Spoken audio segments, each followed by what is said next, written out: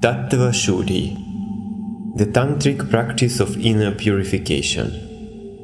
Swami Satyasangananda.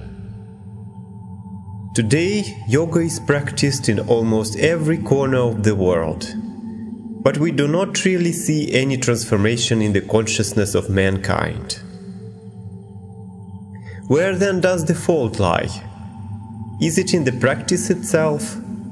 Not likely, because we can cite numerous examples of cases where it has been successful. It is more likely that the fault lies in the way we practice our sadhana. A bit of this and a bit of that, whenever we care to do it. In order to eliminate this lopsided approach to yoga, we will have to pay greater attention to the philosophy and practices of Tantra, which is the source of yoga. There is no use in just having a bird's eye view of a subject as vast as Tantra, which has viewed existence from every angle or point of view. Through this in-depth study of the pattern of creation, its manifestation, its cause and effect in relation to the individual, the Tantrics discovered the missing link which unifies the individual and the cosmos. Once they had realized the way to bridge the gap, the Tantrics devised methods and practices to guide others. Although these methods are inconceivably ancient, they have withstood the test of time, for the base on which they were developed emphasized the necessity of inner experience for the evolution of an individual. Not limited knowledge, but living, breathing experience. These methods of Tantra are very systematic and precise. The practices are linked in such a way that the goal of samadhi does not seem like a remote possibility, but a reality you can achieve here and now if you desire. The desire for samadhi is essential, for without the burning desire you can never get there. This desire should completely overwhelm and absorb you so that no other thought exists or dissipates the concentrated energy forces of the mind. Samadhi, Tantra says, can be attained if only you care to look within instead of without. However, in order to develop the art of looking within, you have to follow the practices that have been specifically designed by Tantra for this purpose. Therefore, Tantra lays greater emphasis on practice rather than the philosophy behind it. Many accomplished Tantrics are not even aware of the high-sounding philosophies extolled in the various translations or commentaries on Tantra, because they are not impressed or captured by mere philosophy, but by the transformation of the consciousness through its exposure to every level of experience. Therefore, in order to understand Tantra, you will have to delve deep into the practices and not merely attempt to understand it by bits and pieces of second-hand information. Try it for yourself and then pass judgment on Tantra. In order to do that, you will have to follow the procedures designed by Tantra from beginning to end. There is little you can achieve by jumping into a lake if you don't know how to swim. Similarly, it is advised that sadhana should not be chosen on the basis of personal desires, but on that of personal growth and evolution, so that there is no danger of drowning. For example, Vama Marga, Kundalini Yoga, and so on may sound appealing and exciting, but unless there is a strong foundation, your sadhana is sure to dissipate. Tantra terms this foundation for all sadhana as Shuddhi, or purification. However, on this point Tantra differed from other philosophies. For what other philosophies termed as sin, Tantra termed as a necessary experience for growth. Tantra says to utilize these forces of passion, anger, jealousy, guilt, shame and hatred by uniting them with their opposites. Only then can you experience unity.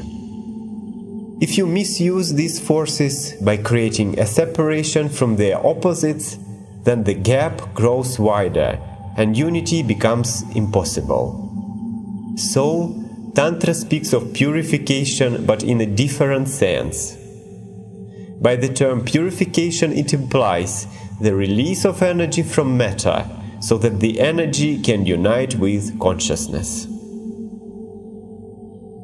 In order to achieve this aim of purification, Tantra employed several methods, ranging from the gross to subtle and causal levels of purification.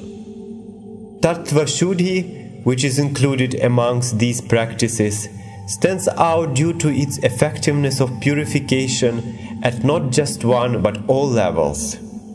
It has emerged as one of the most important sadhanas which a disciple has to undergo on his journey from the outer to the inner world. Without this purificatory process, through Tattwa Shuddhi, the higher esoteric practices lead to darkness and despair. It is a very simple matter to understand. Vama Marga, Kaula Marga, Smashan Sadhana, Shama Sadhana or Kundalini Yoga require a very deep level of concentration, which is only attainable when the mind has transcended matter and vibrates at the subtle frequency of pure energy. You have to be so proficient at attaining this state that it should happen as easily as at the press of a button.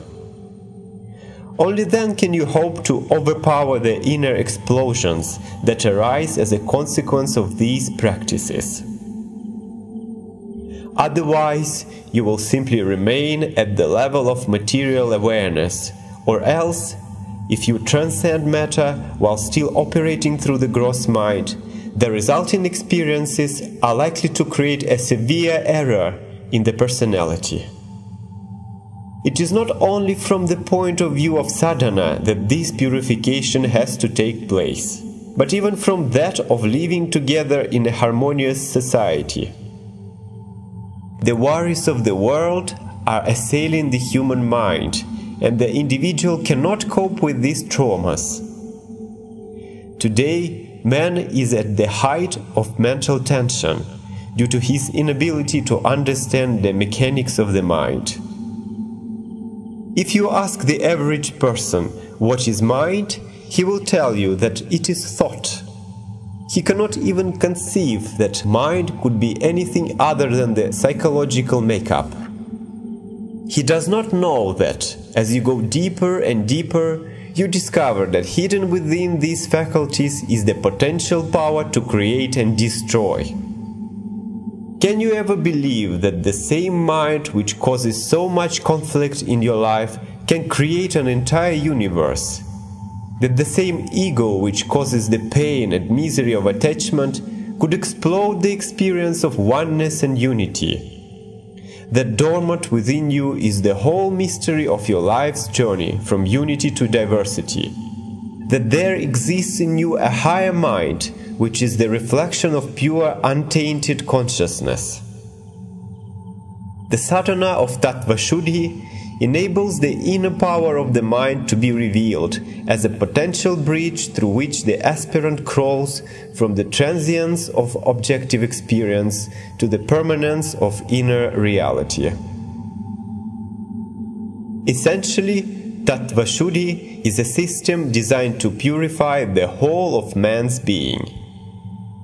It begins with the gross form of purification and goes on to the subtle and psychic purification, culminating in the subtle awareness which prepares the aspirant for the experience of the energy and consciousness from which he has evolved.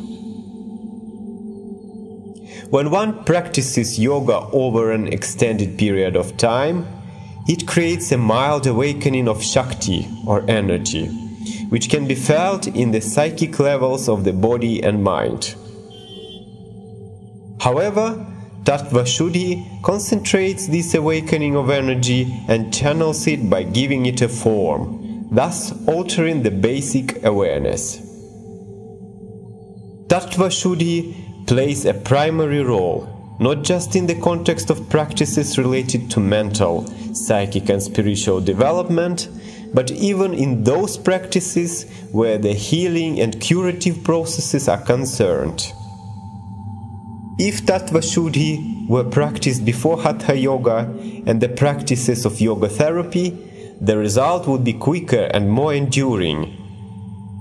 Hatha Yoga practitioners must understand that the body with which they are dealing is an aggregate and composite of 5 tattvas, or elements, and hence Tattwa Shuddhi has a direct influence on the effects of the Shatkarmas. Shatkarmas are also processes of purification of the body, but their influence is limited to the body's triple humors. Their effects do not stretch to the remoteness of the subtler layers, which can be achieved through Tattwa Shuddhi. Tattwa Shuddhi is the basis of all sadhana because it accomplishes the major spade work. Just as a farmer tills the land, fertilizes it properly, and then sows the seeds, similarly an aspirant first prepares the mind and body through Tattwa Shuddhi, then develops the richness of his inner experience.